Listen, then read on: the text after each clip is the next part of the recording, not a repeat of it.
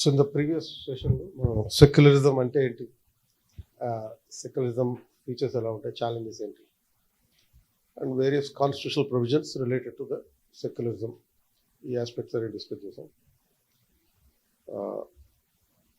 తర్వాత so how this temple issue in Tamil Nadu has created the secular disputes in the country. And దాని నుంచి అంటే ఒక టెంపుల్ ఇష్యూ అల్టిమేట్గా దేనికి దారితీసింది, ఒక హైకోర్టు జడ్జిని ఇంపీచ్ చేయడానికి దారితీసింది, ఇంపీచ్మెంట్ మోషన్ ప్రవేశపెట్టడానికి దారితీసింది. దీనివల్ల ఏమవుతుందనంటే it is sending a message to the society that if you have not given a judgement in favour of me, that judge will be removed from the office. So యాక్చువల్గా అయితే ఈ impeachment ఏమి survive అయ్యేది కాదు. ఎందుకంటే impeachment చేయాలంటే proved misbehaviour and incapacity, ఇది రెండు రీజన్స్ ఉంటాయి. This impeachment motion is actually against the judgement given by a judge. ఒక తీర్పుకి వ్యతిరేకంగా తీసుకొచ్చినటువంటి ఇంపీచ్మెంట్ ఇది. కాబట్టి అలాంటి నోటీస్ ఇచ్చినా కానీ స్పీకర్ దాన్ని అడ్మిట్ చేయకపోవచ్చు. 100 మంది సపోర్ట్ ఉందని చెప్పి అది అడ్మిట్ చేసే అవసరం లేదు కంపల్సరీగా. ఎందుకు, it is not fulfilling the requirement of constitutional grounds. ఇది ఆర్టికల్ 124(4)లో సుప్రీంకోర్టుకి ఏదైతే వర్తిస్తుందో 217(1)(b)కి కూడా అదే వర్తిస్తుంది. కాబట్టి అది this impeachment proposal is neither proving the misbehaviour of the judge nor it is incapacity of the judge. కాబట్టి ఇది ఎలాగూ నిలబడేటటువంటి విషయం కాదు. కాకపోతే వచ్చేటటువంటి కాన్సిక్వెన్స్ ఏంటంటే, నువ్వు కనుక ఒక జడ్జి కనుక నాకు అనుకూలంగా తీర్పు ఇవ్వకపోతే వాడిని తీసేస్తానని చెప్పి జ్యుడిషియరీకి మెసేజ్ ఇవ్వడం లాంటిది. అంటే మీనింగ్ ఏంటి, it is affecting an issue related to the secularism is affecting what is called as the judicial independence. Judicial independence, న్యాయశాఖ స్వతంత్ర ప్రత్యుత్పత్తిని దెబ్బతీసేటటువంటి పరిస్థితి. సో ఈ కాంటెక్స్లో మనం సొసైటల్ ఇంప్లికేషన్స్ ఎలా ఉంటాయో తెలుసుకుందాం. అంటే ఈ secularism and the societal implication. Plus ఈ మనకి సెక్యులరిజం అనే కాన్సెప్ట్ పేపర్ 1లో ఉంది. యూనిటీ అండ్ డైవర్సిటీ, సెక్యులరిజం, ఇటువంటి అంశాలన్నీ జనరల్ స్టడీస్ పేపర్ 1లో ఉంటుంది. అలాగే పేపర్ 2లో ఉంటుంది, ఇండియన్ పాలిటిక్స్ సంబంధించినటువంటి ఆస్పెక్ట్స్. అండ్ మూడవది, it is also maybe a possible question about the ethical dilemmas in the ethics paper. And ఇది కాకుండా పిఎస్ఐఆర్లో అడగచ్చు, సోషియాలజీలో అడగచ్చు ఈ సెక్యులర్ ఇష్యూస్ అనేటటువంటి అంశం. సో దీంట్లో first question, why secularism in Indian society came to be viewed as minority appeasement and majority restraint. అంటే భారతదేశంలో లౌకికవాదం అనేది మైనారిటీలను బుజ్జగించే విధంగా, మెజారిటీ ప్రజల్ని పరిమితం చేసే విధంగా పరిగణించబడుతూ ఉంది. అది రాజ్యాంగంలో అట్లా ఉందా, లేకపోతే దీన్ని ఎవరైనా పొలిటికల్గా ఇటువంటి ఈ విధంగా చేస్తున్నారా అనేటటువంటి ఆస్పెక్ట్ అన్నమాట. So sir, please read this aspect. Good morning to all of you. Krishna Pradeep గారు అడిగినటువంటి ప్రశ్న అనేటటువంటిది ఇప్పుడున్నటువంటి కాంటెంపరీ ఇండియన్ సొసైటీకి it is very much relevant. అయితే ఇలాంటి క్వశ్చన్స్కి సమాధానం రాసేటప్పుడు first thing, the constitutional spirit in India is secularism. అంటే భారత రాజ్యాంగం యొక్క స్పిరిట్ ఏదైతే ఉందో అది లౌకిక రాజ్య సిద్ధాంతాన్ని ఆమోదిస్తుంది. So the basic spirit of India is secularism, no doubt. ఎందుకంటే భారత రాజ్యాంగంలోని ప్రియంబుల్ ఆఫ్ ద ఇండియన్ కాన్స్టిట్యూషన్లోనే సెక్యులర్ అనే టర్మ్ని ఇన్సర్ట్ చేయటం జరిగింది. So hence India is a secular state, no doubt. But even historically various religious groups and cultural groups have integrated into Indian society. కాబట్టి secular principles were in practice in Indian society for the past hundreds of years. హిస్టారికల్గా మనము భారతదేశ చరిత్ర చూస్తే గత కొన్ని వందల సంవత్సరాలుగా వివిధ మతాలకు, వివిధ జాతులకు, వివిధ సంస్కృతులకు సంబంధించినటువంటి ప్రజలు కలిసి నివసించడం జరిగింది. That it self shows that there was a secular spirit among the people. ఇదొకటి. ఇక మనకు స్వాతంత్రం వచ్చిన తర్వాత ఈ సెక్యులరిజం అనేటువంటి భావజాలాన్ని ఒక నూతనమైన స్ఫూర్తితో ముందుకు తీసుకెళ్ళింది నెహ్రూవియన్ మోడల్ ఆఫ్ డెవలప్మెంట్. ఇక్కడ మనం ఇండియన్ ఎకానమీలో Nehru Mahalanobis model of development అని చెప్తాం. యాక్చువల్గా Nehru Mahalanobis model of development has emphasized not only on development but also to take the secular spirit forward. ఇక్కడ గమనించాల్సినటువంటి విషయం ఏంటంటే Nehru Mahalanobis model of development అనేది కేవలం అభివృద్ధి మాత్రమే కాదు, ప్రజలల్లో ఒక సెక్యులర్ భావజాలాన్ని పెంపొందింపజేయాలి అనే అంశం దీని వెనుక ఉన్నటువంటిది. అందువల్లనే నెహ్రూ మెహ్లనోబిస్ మోడల్ ఆఫ్ డెవలప్మెంట్లో ఏమని భావించారంటే వాళ్ళు, if the development is the main agenda of the state, other ascriptive statuses will become insignificant in the course of time.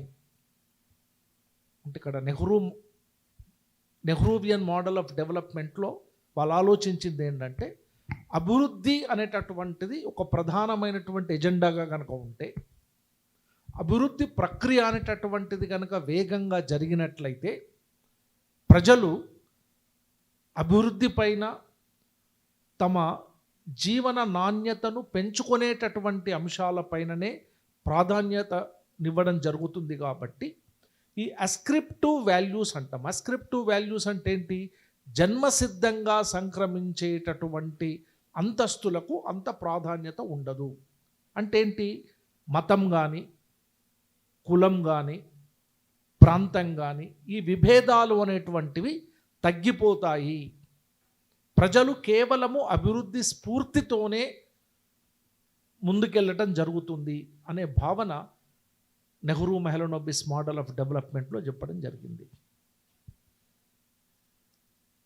కానీ 1970 తర్వాత మనము చూసింది ఏంటంటే, డెవలప్మెంట్ ప్రాసెస్ అనేది ఇనిషియేట్ అయ్యింది. వాస్తవికంగా మనకు నెహ్రూవియన్ మోడల్ ఆఫ్ డెవలప్మెంట్ వల్లనే చాలా పబ్లిక్ సెక్టర్ కంపెనీస్ అనేటువంటివి వచ్చాయి. పెద్ద ఇరిగేషన్ ప్రాజెక్ట్స్ అనేటువంటి వాటిని కట్టడం జరిగింది. Large scale industrial complexes have been developed. Research centres అనేటువంటివి వచ్చాయి. కానీ నెహ్రూ ఊహించినట్లుగా ప్రజలు అభివృద్ధిని కోరుకున్నప్పటికీ ఈ జన్మసిద్ధంగా సంక్రమించేటటువంటి అంతస్తుల నుండి బయటకు రాలేదు. అంటే మన ఎక్స్పీరియన్స్ ఏంటంటే, మతం, కులం, ప్రాంతం అనేది యథావిధిగా కొనసాగింది. మతపరమైనటువంటి, కులపరమైనటువంటి, ప్రాంతీయమైనటువంటి సంఘర్షణలు ఇంకా పెరిగినాయి కానీ తగ్గలేదు అనేది తర్వాత మనం ఎక్స్పీరియన్స్ అయినటువంటి విషయం. అంటే ఒక అభిప్రాయం ఏంటంటే, నెహ్రూ ఒక ప్రత్యేక వర్గానికి ప్రాధాన్యతనివ్వడం కోసమే ఈ సెక్యులర్ భావజాలాన్ని ముందుకు తీసుకెళ్ళడం జరిగిందనే ఒక ఆరోపణ ఉంది. కానీ అట్లీస్ట్ నేను పర్సనల్గా ఆ అభిప్రాయంతో ఏకీభవించను. Nehru wanted development. అందుకొరకు ఆయన ఇంపోర్ట్ సబ్స్టిట్యూషన్ అన్నారు. సోషలిస్ట్ మోడల్ ఆఫ్ డెవలప్మెంట్ని ఇంట్రొడ్యూస్ చేశారు. పబ్లిక్ సెక్టర్ కంపెనీస్ని ఎస్టాబ్లిష్ చేసినారు. కాబట్టే మనకు 1951 నుండి 1970 మధ్య కాలంలోనే ఒక స్ట్రాంగ్ ఇండస్ట్రియల్ బేస్ అనేటువంటిది ఏర్పడింది. అంటే దే వాంటెడ్, అంటే ఒక నేషన్ బిల్డింగ్ అనేది చేయాలనుకున్నారు. Nation building on secular lines. ఎందుకంటే భారతదేశంలో హిందువులు, ముస్లింలు, క్రైస్తవులు, బౌద్ధులు, జైనులు అందరూ కూడా వందల సంవత్సరాలుగా కలిసి నివసిస్తున్నారు. కాబట్టి ఒక సెక్యులర్ భావజాలాన్ని పెంపొందింపజేయాలనేటటువంటిది ఒక ప్రధాన ఎజెండాగా ఉండింది. కానీ తరువాతి కాలంలో జరిగినటువంటి విషయం ఏంటంటే ముఖ్యంగా కమ్యూనల్ పాలిటిక్స్. అంటే communal politics became a big challenge to secularism. రెండవది రిలీజియస్ ఫండమెంటలిజం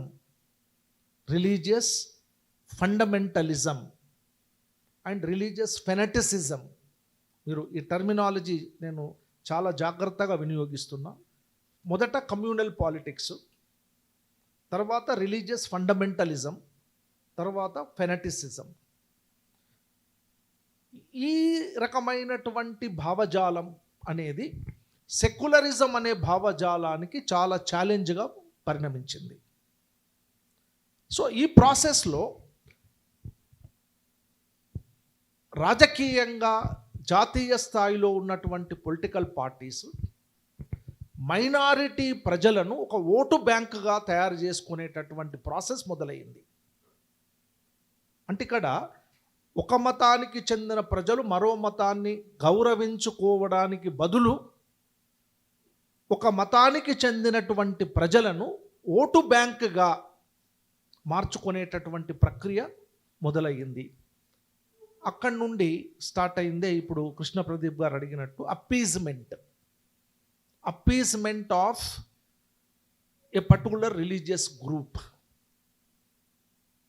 కాబట్టి మైనారిటీలకు సంబంధించినటువంటి ప్రజలను ఓటు బ్యాంకుగా వినియోగించుకోవడానికి ఆ రోజులలో ఉన్నటువంటి అధికార పార్టీ తన అధికారాన్ని కాపాడుకోవడానికి ఈ అప్పీజ్మెంట్ పాలసీ అనేటటువంటిది పెరిగిపోయింది. ఎప్పుడైతే ఒక పొలిటికల్ పార్టీ మైనారిటీ అప్పీజ్మెంట్ పాలసీని అడాప్ట్ చేసుకుందో, ఇంకొక పొలిటికల్ పార్టీ దాన్ని వ్యతిరేకిస్తూ మెజారిటీ ప్రజలను, అంటే మెజారిటీ మతానికి చెందినటువంటి ప్రజలను మతపరంగా ఓటు బ్యాంక్ రాజకీయాలను మొదలుపెట్టడం జరిగింది. అంటే ఇది అన్నిటిని ఏంటంటే communal politics are responsible for communal appeasement. ఇది ఇప్పుడు జరుగుతున్నది ఏంటి? ఒకవైపు రిలీజియస్ ఫండమెంటలిజం, ఇంకొక వైపు రిలీజియస్ అప్పీజ్మెంట్. ఈ రెండింటి మధ్యన ఒక ఘర్షణ అనేటటువంటిది ఇప్పుడు కొనసాగుతుంది. అయితే మరి సెక్యులరిజం అనేటటువంటిది కేవలము మైనారిటీల హక్కులను కాపాడడం కోసమే ఉన్నటువంటి భావజాలమా అని ఒక పెద్ద ప్రశ్న. అంటే సెక్యులరిజంలో మెజారిటీ ప్రజల హక్కులకు భంగం కలిగినా కూడా దాన్ని పట్టించుకోవాల్సినటువంటి అవసరం లేదా, అవసరం ఉందా అనేది ఇప్పుడు ఏర్పడుతున్నటువంటి ప్రశ్న. అంటే గత కొన్ని దశాబ్దాలుగా మనం సెక్యులరిజం అంటే ఆ భావజాలాన్ని ఏ వైపు తీసుకెళ్లారంటే always we have to respect the religious sentiment of the minorities. Yes, I support that. It is true. That is the true spirit of secularism. But in the course of time what happened?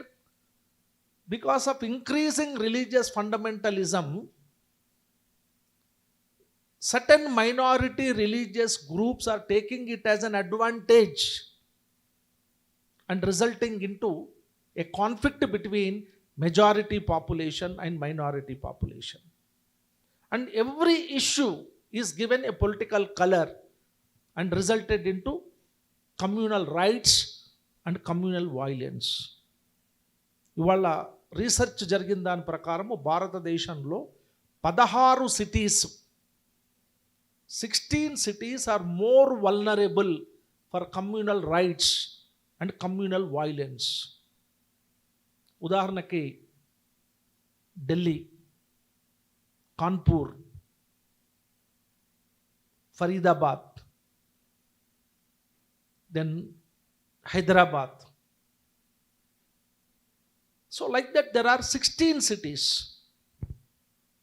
which are more vulnerable for communal rights. So kabatti secularism means not religious appeasement. Religious appeasement అనేటటువంటిది secularism భావజాలానికి వ్యతిరేకమైనటువంటిది. కాబట్టి గత కొన్ని దశాబ్దాలుగా ఈ minority appeasement అనేటటువంటి దాన్ని కేవలము to attain political power or to protect their పవర్గానే వినియోగించుకోవడం జరిగింది. ఇది సెక్యులర్ భావజాలానికి, సెక్యులర్ స్ఫూర్తికి సంపూర్ణంగా విరుద్ధం. రెండవది, ఇంకొక అంశం ఇప్పుడు ఆర్గ్యుమెంట్లో ఉంది ఏమంటే, మరి సెక్యులరిజం అంటే మెజారిటీ ప్రజలు మైనారిటీ మత భావజాలాన్ని గౌరవించడం మాత్రమేనా? మరి మైనారిటీ మతాలకు సంబంధించినటువంటి ప్రజలు మెజారిటీ ప్రజల యొక్క భావజాలాన్ని గౌరవించవలసినటువంటి అవసరం లేదా అనేది ఒక పెద్ద ప్రశ్న. ఆ కోణంలో నుంచి చూసుకోబడ్డదే తమిళనాడులో జరిగినటువంటి ఇష్యూ. కృష్ణ ప్రదీప్ గారు డిస్కస్ చేసి ఉంటారు.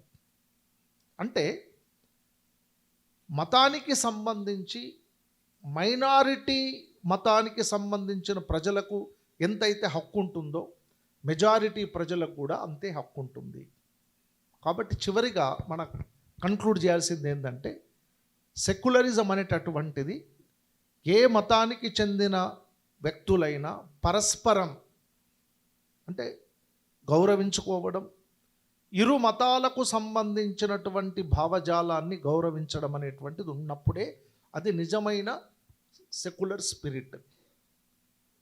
లేకపోతే ఈ సెక్యులరిజం అనేటటువంటి భావజాలాన్ని కేవలము కొన్ని మైనారిటీ మతాల ప్రయోజనాలకు మాత్రమే వినియోగించినట్లవుతుంది అనేటటువంటి వాదన ఇప్పుడు తెరపైకి వస్తూ ఉంది.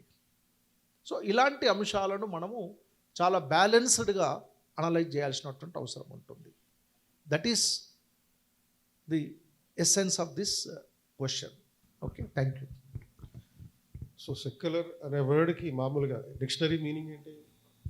The matters of this world, ఈ ప్రపంచానికి సంబంధించిన ఇహలోక సంబంధమైనటువంటి విషయాలు, అంటే the things that are not related to external world, అంటే పరలోకానికి సంబంధం లేనిది. పరలోకం అంటే దేవుడు, దెయ్యం, మతం, ఇటువంటి విషయాలన్నీ ఉంటాయి. మనుషులకి సంబంధించింది మాత్రమే సెక్యులర్. అంటే నెహ్రూవియన్ మోడల్ ఆఫ్ డెవలప్మెంట్ ఏదైతే ఉందో అది హ్యూమనిస్టిక్ ఓరియంటెడ్ సెక్యులర్ డెవలప్మెంట్, మానవతావాదంతో కూడినటువంటిది అనేది సార్ చెప్పినటువంటి concept. Second wave of politicians వచ్చినప్పుడు, సెకండ్ జనరేషన్ పొలిటీషియన్స్ వచ్చాక 1970s నుంచి ఇక మనకి కమ్యూనల్ పాలిటిక్స్ అంటే ఈ మత రాజకీయాలు, రిలీజియస్ ఫండమెంటలిజం, మత మౌఢ్యవాదం, సో ఇటువంటి ట్రెండ్ మొదలైన తర్వాత ముస్లింలని అప్పీస్మెంట్ చేసేటటువంటి పాలిటిక్స్ మొదలైనవి అంటారు. సార్ ఇక్కడ ఒక పర్సనల్ డౌట్ ఏంటంటే, ఈ మైనారిటీ అప్పీస్మెంట్ అనేది చేస్తున్నారు పెద్ద పెద్ద పార్టీలు, మరి యాక్చువల్గా మెజారిటీ హిందూస్ ఎవరైతే ఉన్నారో వాళ్ళు ఎక్కువ మంది ఉంటారు. మరి ముస్లింలని బుజ్జగించి హిందువులను ఎందుకు ఇగ్నోర్ చేస్తున్నారు? అంటే దీనికి మళ్ళీ మనము హిస్టారికల్గా, కల్చరల్గా చూడాల్సి ఉంటుంది కృష్ణ ప్రదీప్ గారు. వాస్తవికంగా, చారిత్రకంగా, సాంస్కృతికంగా కనుక చూసినప్పుడు హిందూ భావజాలానికి సంబంధించినటువంటి ప్రజలు ఎప్పుడూ కూడా ఒక పార్టీకి ఓటు బ్యాంకుగా ఎప్పుడూ మారలేదు. ఈ విషయాన్ని మనం గుర్తుపెట్టుకోవాలి. అప్పుడు కానీ ఇప్పుడు కానీ, మనకు స్వాతంత్రం వచ్చిన తర్వాత కానీ ఇప్పుడు కూడా హిందూ మతానికి సంబంధించినటువంటి ప్రజలు హిందూ మతాన్ని ఒక వే ఆఫ్ లైఫ్గానే చూశారు. That was taught by religious leaders. అంటే హిందూ మతం అనేటటువంటిది it is a way of life, but it was never linked with politics. ముఖ్యంగా నేను అందుకొరకే ఎప్పుడు కూడా founding fathers of Indian society. అంటే మనము మన రాజకీయ నాయకులు, ముఖ్యంగా స్వాతంత్ర పోరాటంలో ప్రధాన పాత్ర వహించినటువంటి నాయకులు, ఇప్పుడు మహాత్మా గాంధీజీ గారు కానీ, నెహ్రూ గారు కానీ, సర్దార్ వల్లభాయ్ పటేల్ గారు కానీ, వీళ్ళంతా కూడా ఒక జాతీయతా భావంతో మాత్రమే రాజకీయాలు నడిపారు. మతం ఆధారంగా రాజకీయాలు అనేటటువంటివి కొనసాగలేదు. ఆల్మోస్ట్ మనకు 1970s దాకా కూడా మత రాజకీయాలను హిందూ నాయకులు ఎవరూ కూడా చేయలేదు. కాబట్టి ఇప్పుడు మీరు అన్నట్టు హిందూ మతానికి సంబంధించినటువంటి ప్రజలు ఏ ఒక్క రాజకీయ పార్టీకో, ఒక రాజకీయ పార్టీకి సంబంధించినటువంటి భావజాలానికి మాత్రమే పరిమితమై ఉన్నటువంటి వ్యక్తులు కారు. కానీ అన్ఫార్చునేట్లీ మనకు స్వాతంత్ర కాలం కంటే ముందు నుంచే ఇస్లాం మతానికి చెందినటువంటి ప్రజలను ఒక రాజకీయ భావజాలాన్ని కలిగి ఉన్నటువంటి మత సమూహంగా మార్చేటటువంటి ప్రక్రియ జరిగింది. మీకు తెలుసు, పాకిస్తాన్, ఇండియా సపరేట్ కావడానికి మత రాజకీయాలే. ఆ రూట్స్ అక్కడి నుండే స్టార్ట్ అయినాయి మనకు 1947 ముందు నుంచే. ఆ తర్వాత కాలంలో ఈ రిలీజియస్ ఐడియాలజీని బేస్గా తీసుకొని ఇస్లాం మతానికి చెందినటువంటి ప్రజలను రాజకీయంగా వ్యవస్థీకృతం చేయటానికి, ఆర్గనైజ్ చేయటానికి దేశవ్యాప్తంగా కొన్ని పొలిటికల్ పార్టీస్ ప్రయత్నం చేయటం జరిగింది. ఆ ప్రాసెస్లో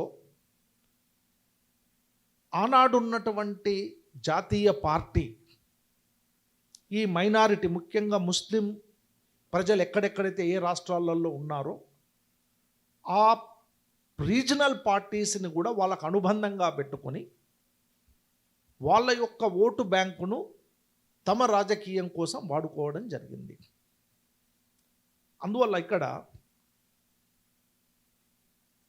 హిందువులు అంటే ఇప్పుడు మీరు చెప్పినట్టు మరి ముస్లిం మైనారిటీలు రాజకీయంగా ఆర్గనైజ్ అయినప్పుడు హిందువులు ఎందుకు కాలేదు అనడానికి కారణం ఏంటంటే, Hindu society is a highly diversified society. Islam మతంలో కేవలం మతపరమైన భావజాలం మాత్రమే ఉంది. హిందూయిజంలో కేవలం మతపరమైన భావజాలం కాదు, కులపరమైన భావజాలం కూడా ఉంది. హిందూ మతం అనేటటువంటిది ఒక ఆర్గనైజ్డ్ కమ్యూనిటీ కాదు. చారిత్రకంగా హిందూ మతంలో దాదాపు 5 నుంచి 6 వేల కులాలు ఉన్నాయి. ఇందులో కుల స్థరీకరణ అనేటటువంటిది ఉంది. ఉన్నత కులాల యొక్క భావజాలం ఒకటవుతే మధ్య కులాల యొక్క భావజాలం వేరు, నిమ్న కులాల యొక్క భావజాలం వేరు. కాబట్టి ఈ రాజకీయ పార్టీలు కూడా ముస్లిం మైనారిటీలతో పాటు సామాజికంగా, ఆర్థికంగా వెనుకబడినటువంటి వర్గాలను కూడా తమ భావజాలం కిందికి తీసుకెళ్ళడం జరిగింది. అందువల్లనే ఇవాళ అప్పీస్మెంట్ అనేది కేవలము ముస్లిం మైనారిటీలకు సంబంధించి మాత్రమే ఉంది, కానీ హిందూ ప్రజలకు సంబంధించి లేదు. ఎందుకంటే the political parties are well aware that Hindus are not united and they are divided into different caste groups. So they want to organize the people not on religious line but on caste line. అందుకొరకే ఇవాళ మీరు బీహార్ కానీ UP కానీ తీసుకుంటే whole state is divided into different cost groups. అక్కడ religion కంటే కులం అనేటటువంటిది చాలా ప్రధానమైనటువంటిది. ఇప్పుడు అలాంటి రాజకీయమే మనకు ఆంధ్రప్రదేశ్లో కూడా స్టార్ట్ అయింది, కులపరమైనటువంటి విభజన. కాబట్టి అప్పీజ్మెంట్ అనేటటువంటిది హిందువులకు ఆపాదించడం అనేది చాలా కష్టం, అంత ఈజీ కాదు. అందువల్లనే ఇస్లాం మతానికి అప్పీజ్మెంట్ అనేటటువంటిది అవుతుంది, ఎందుకంటే they are well organised. And ఇంకొకటి కూడా ఏమంటే మనకు భారతదేశంలో మొదటి నుంచి జరుగుతుంది ఏంటంటే, హిందూ భావజాలానికి సంబంధించిన పార్టీలు మినహా ఏ పార్టీ అధికారంలో ఉన్నా ఆ పార్టీతో కలిసి నడవడం అనేటువంటిది మైనారిటీ మత భావజాలం అనేటువంటిది అనుసరిస్తున్నటువంటిది. ఇప్పుడు ఉదాహరణకు మీరు మనకు తెలంగాణలో ఎంఐఎం పార్టీ తీసుకోండి. ఎంఐఎం పార్టీ ఏ పార్టీ అధికారంలోకి వచ్చినా కూడా వాళ్ళతో కలిసి పనిచేస్తారు. కాంగ్రెస్ పార్టీయా, ఇంతకుముందు టీఆర్ఎస్ పార్టీయా, మళ్ళీ ఇప్పుడు కాంగ్రెస్ పార్టీయా, ఎవరు అధికారంలో ఉంటే వాళ్ళతో ఉండరు. దీనివల్ల అధికారంలో ఉన్న పార్టీలు కూడా వాళ్ళను అప్పీజ్ చేయడానికి ప్రయత్నం చేయడం జరుగుతుంది. వాస్తవికంగా ఇది నేషనల్ యూనిటీకి థ్రెట్. దీన్ని చాలా అంతర్జాతీయ టెర్రరిస్ట్ సంస్థలు కూడా వినియోగించుకునేటువంటి ప్రయత్నం చేస్తున్నాయి. ఇప్పుడు ఆల్రెడీ మనం ఎక్స్పీరియన్స్ అవుతున్నాం. ఉదాహరణకు మనకు హైదరాబాదులో గోకుల్ చాట్ దగ్గర జరిగిన బాంబు పేలుళ్ళు కానీ, లుంబిని పార్క్ దగ్గర జరిగినటువంటి బాంబు పేలుళ్ళు కానీ, నిన్న మొన్న రెడ్ ఫోర్ట్ దగ్గర జరిగిన బాంబు పేలుళ్ళు కానీ, ఇవన్నీ కూడా అంటే ఇక్కడ ఒక మతాన్ని బ్లేమ్ చేయడం అనేది కాదు. అది అంటే వాస్తవికంగా ఒక మతానికి చెందినటువంటి ప్రజలే హింసాయుతమైనటువంటి కార్యకలాపాలకు పాల్పడటం జరుగుతున్నది. కాబట్టి ఈ అప్పీస్మెంట్ పాలసీ అనేటటువంటిది ఏ పార్టీ అధికారంలో ఉన్నా అది మంచి పద్ధతి కాదు. ఒక వ్యక్తిని ఒక సిటిజన్గా గుర్తించాలి అంతే తప్ప మతాన్ని ఆధారంగా కొన్ని ప్రివిలేజెస్ మనం ఇవ్వాలి అని అనుకోవడం అనేది చివరకు that become a threat to the internal security of the country. దాన్ని మనము ఎక్స్పీరియన్స్ అవుతున్నాం. రాబోయే కాలంలో ఇలాగే గనక కొనసాగితే ఈ థ్రెట్ అనేది ఇంకా ఎక్కువ అయ్యేటువంటి అవకాశం ఉంటుంది. పోలరైజేషన్, ముస్లిం పోలరైజేషన్ సాధ్యమవుతుంది. ఎందుకంటే హార్డ్లీ 2 గ్రూపులు మాత్రమే ఇస్లాంలో ఉంటాయి, సున్నీ షియా అని చెప్పి. బట్ హిందూ పోలరైజేషన్ కుదరదు. ఎందుకంటే సుమారుగా సార్ చెప్పింది దాని ప్రకారం ఒక 6,000 రకాల కులాలు ఉన్నాయి. కాబట్టి అంటే హిందూ సొసైటీ అనేది క్యాస్ట్ వైజ్గా డివైడ్ అయిపోయింది. సో ఇక్కడ పోలరైజ్ చేయడం అనేది కుదరదు. కాబట్టి ఈ పొలిటికల్ పార్టీస్ ఈ పోలరైజేషన్ ప్రాసెస్లో మైనారిటీ అప్పీజ్మెంట్కి సక్సెస్ఫుల్గా చేయగలుగుతుంది. అండ్ సార్ ఇంకొక నాకు పర్సనల్ డౌట్ మీకు, ఇప్పుడు మన మీడియాలో కూడా, మీడియా అంటే including electronic media, cinema or లేకపోతే ఈవెన్ అడ్వర్టైజ్మెంట్స్, వీటిలో కూడా ఒకప్పుడు ఎలా ఉండేదంటే చిత్రీకరణ హిందువులు విలన్స్, ముస్లిమ్స్ హ్యూమనిస్టిక్ ఐడియాలజీ ఉన్నవాళ్ళు అనేటట్టుగా చూపించారు. ఇప్పుడు ఒక అడ్వర్టైజ్మెంట్ వస్తుంది, టీకి సంబంధించిన అడ్వర్టైజ్మెంట్లో ఎలా ఉంటుందంటే ఒక హిందూ ఫ్యామిలీ బయట నుంచి వస్తుంది, వచ్చిన తర్వాత వాళ్ళ కీ మిస్ అవుతుంది. అక్కడ ఇంటికి కీ మిస్ అయితే ఏం చేద్దామని చెప్పి కంగారు పడుతుంటే పక్కింట్లో ఒక ముస్లిం ఫ్యామిలీ ఉంటుంది. ఆవిడ వచ్చి కాసేపు మీ అబ్బాయి వచ్చే వరకు మా ఇంట్లో కూర్చుని టీ తాగండి అని అంటే వాళ్ళకి వెంటనే అబ్జెక్షన్ అనమాట. ముస్లింల ఇంట్లో మనం టీ తాగడం ఏంటన్నట్టుగా. అండ్ ఈ లోపల ఆవిడ వెళ్ళి లోపల 3 రోజెస్ టీ పెడుతున్నాను. పెట్టగానే దాని రంగు, రుచి, చిక్కదనం, వాసన వచ్చి వెళ్ళి వీళ్ళు కక్కుర్తిగా టీ తాగేసేస్తారు. సో ఈ రకంగా చిత్రీకరించడం అనేది సినిమాల్లో చాలా కాలంగా జరుగుతున్నటువంటి. ఇది నేను చెప్పింది సముద్రంలో ఒక చుక్క అంతే, సినిమాలోనూ అలాగే ఉంది. సో మరి ఇటువంటి పరిస్థితిని మరి ఏ రకంగా సోషలాజికల్ పర్స్పెక్టివ్లో మనం చెప్పవచ్చు?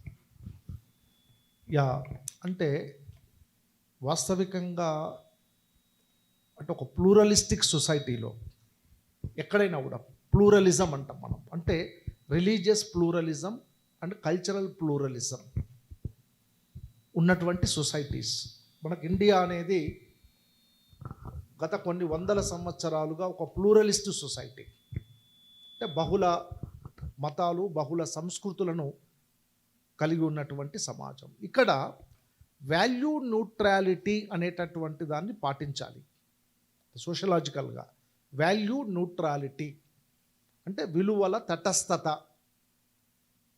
అంటే ఎప్పుడైనా కూడా ఒక పబ్లిక్ లైఫ్లో ఒక సమూహానికి సంబంధించినటువంటి విలువలకు ప్రతిబంధకంగా ఉండే విధంగా ఇంకొకరు ప్రవర్తించకూడదు అనేది ఒకటి వాల్యూ న్యూట్రాలిటీ.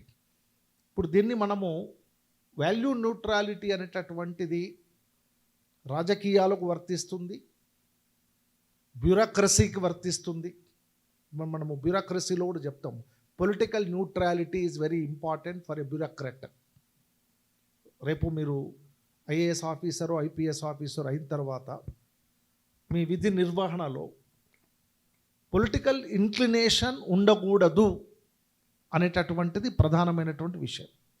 ఒక పొలిటికల్ న్యూట్రాలిటీ అనేటువంటిది మెయింటైన్ చేయాలి. రాజకీయ తాటస్థ్యత అనేది మెయింటైన్ చేయాలి.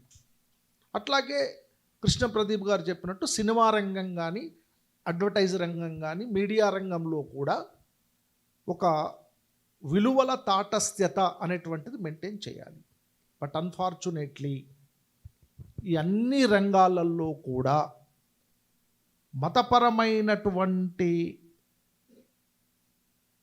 విలువల్ని కానీ, మతపరమైనటువంటి సాంప్రదాయాలను కానీ, మతపరమైనటువంటి విశ్వాసాలను కానీ తమ ప్రయోజనాల గురించి వినియోగించుకోవడం జరుగుతున్నది.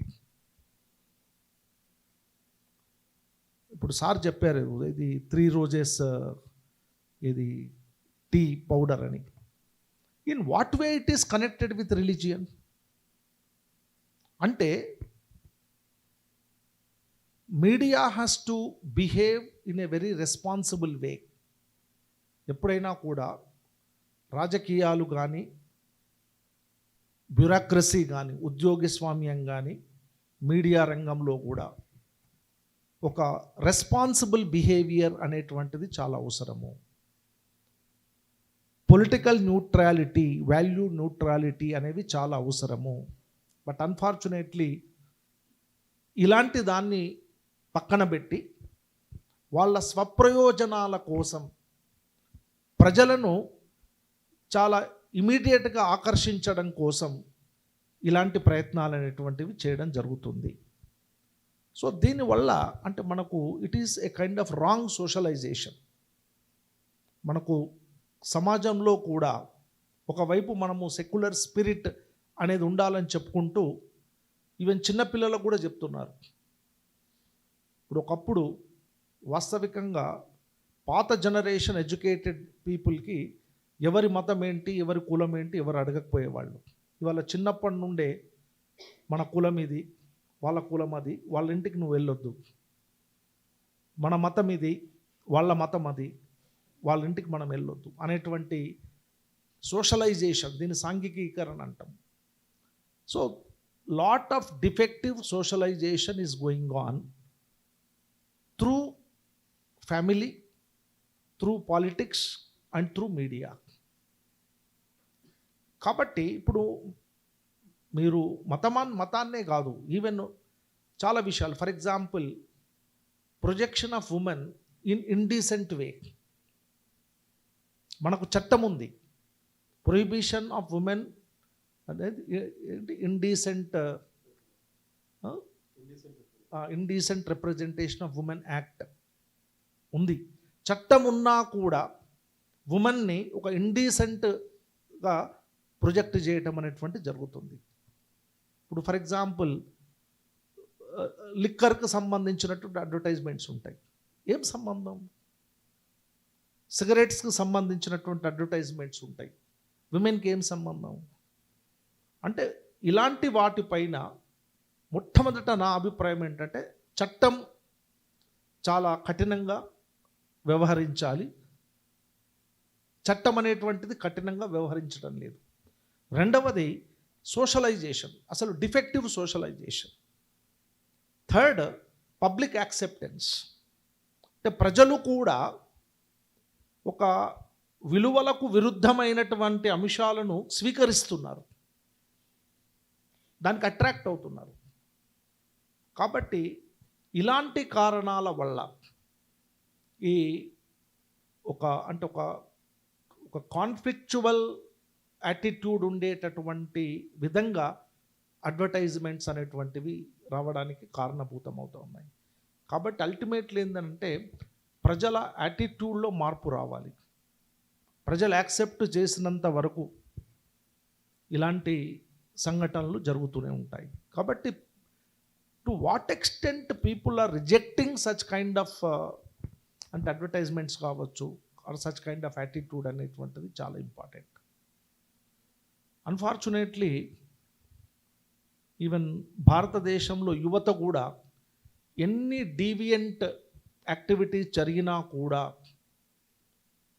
స్పందన అంటే ఇది మాస్ రియాక్షన్ అనేటటువంటిది ఉండడం లేదు.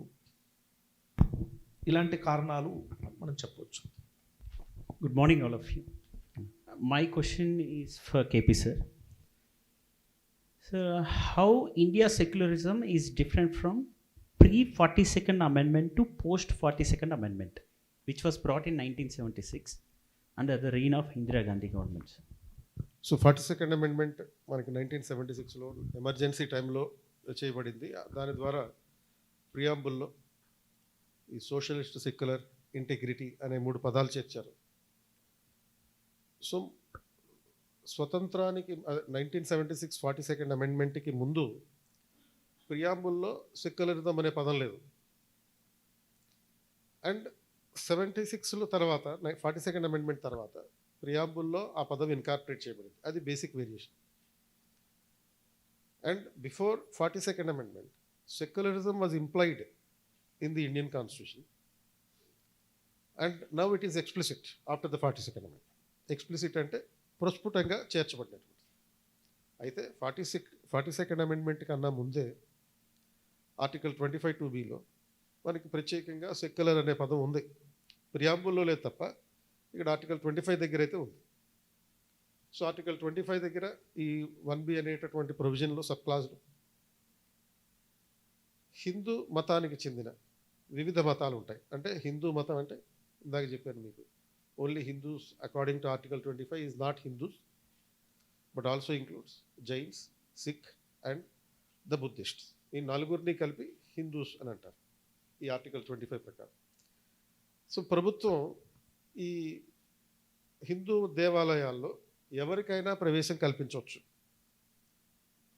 ఎవరికైనా ప్రవేశం కల్పించవచ్చు అంటే మీనింగ్ ఏంటి? ఇప్పుడు సపోజ్ ఒకప్పుడు అన్టచబుల్స్ అనే పేరుతో కొంతమందికి దేవాలయ ప్రవేశం లేదు. కానీ ఆర్టికల్ 25 ఆ అవకాశం గవర్నమెంట్కి ఇస్తుంది. So state can throw open religious institutions of any Hindu community for any community అనేటటువంటి ప్రొవిజన్ దాంట్లో ఉన్నటువంటి. అంటే ఒరిజినల్గా ప్రియాంబుల్లో సెక్యులరిజం అనే పదం లేకపోయినా అది ఇన్హెరెంట్గా ప్రతి చోట ఉంది.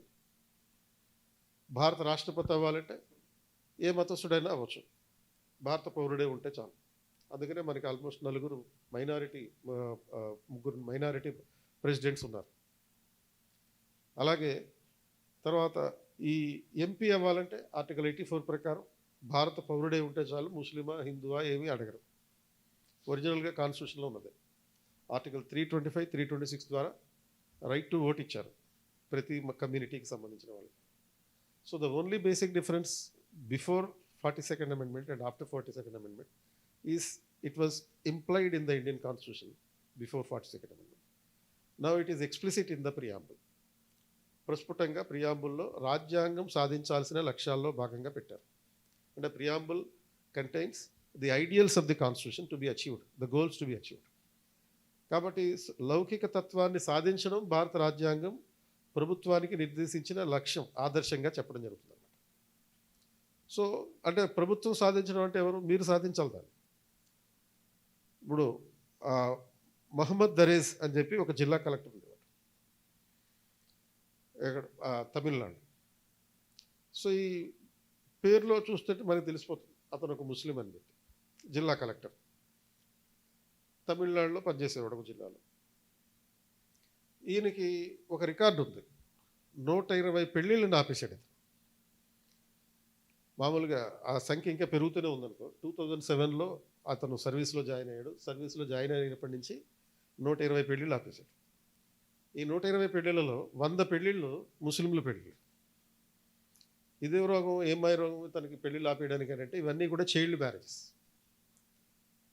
అది తమిళనాడులో ఉన్నటువంటి చైల్డ్ మ్యారేజ్ ప్రొహిబిషన్ చట్టం ప్రకారం అతను పనిచేస్తున్నాడు అంతే. సార్ ఇందాక చెప్పినటువంటి bureaucratic neutrality, political neutrality of the bureaucrats. ఒక అధికారి రాజకీయంగా తటస్థంగా ఉండడమే కాకుండా రిలీజియస్ న్యూట్రాలిటీ కూడా పాటించాలి. తను ఏ మతం అనే దాంతో సంబంధం లేకుండా.